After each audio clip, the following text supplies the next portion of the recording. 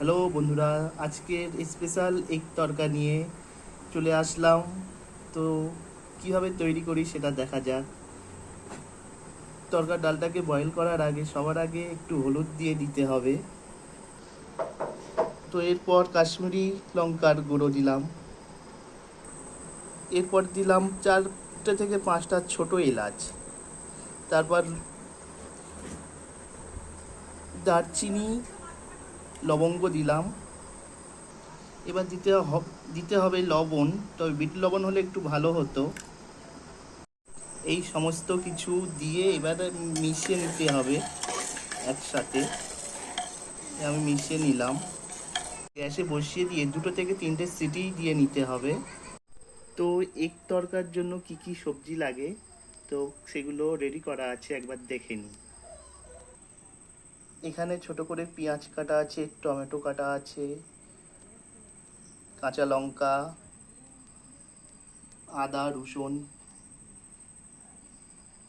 ধনিয়া পাতা। একদিকে ডাল সিদ্ধ করতে দেওয়া হয়েছে, আর একদিকে ডিমটা ভেজে নেওয়ার জন্য কড়াতে তেল দিয়ে দিলাম। তো ডিম ভাজার জন্য একটু ডিমে লবণ দিয়ে দিলাম।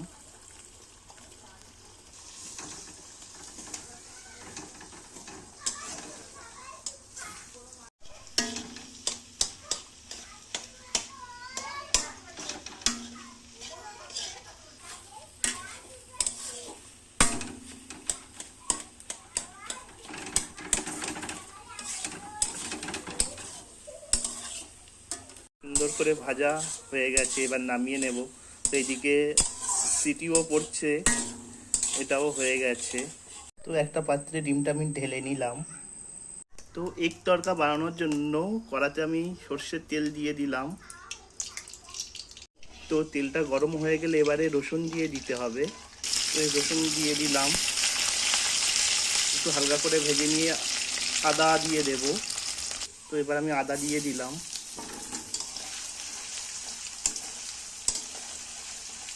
কুচানো কাঁচা লঙ্কা দিয়ে দিলাম। করে ভেজে নেওয়ার পরে এবার দিয়ে দিতে হবে পেঁয়াজ কাটা। তো এবার ভালো করে ভেজে নিতে হবে এইগুলো সব একসাথে। সুন্দর করে ভেজে নেওয়ার পরে তো এবার টমেটো দিয়ে দিতে হবে।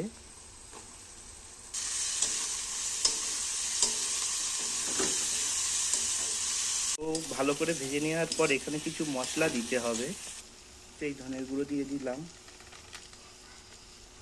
কাশ্মীরি লঙ্কার গুঁড়ো দিলাম, এই হলুদ দিলাম, এই লবণ দিলাম। দিয়ে এবার ভালো করে মশলাটাকে মাখিয়ে নিতে হবে। নিয়ে এবার সিদ্ধ করা ডালটাকে দিয়ে দেব। তো এবার মেথি দিয়ে দেব, কেসুরি মেথি হয়েছে। এবারে এটা দিয়ে দেব, দিয়ে এবার ভালো করে এটাকে কষাতে হবে। তো দেখছো কত সুন্দর কালার এসছে। এবার ডিম ভাজাটা দিয়ে দেব,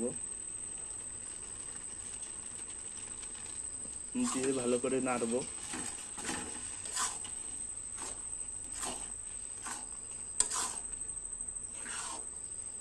করে এবারে একটু হালকা করে ধনেপাতা দিয়ে দেব, তো গন্ধের জন্য খুব ভালো লাগবে।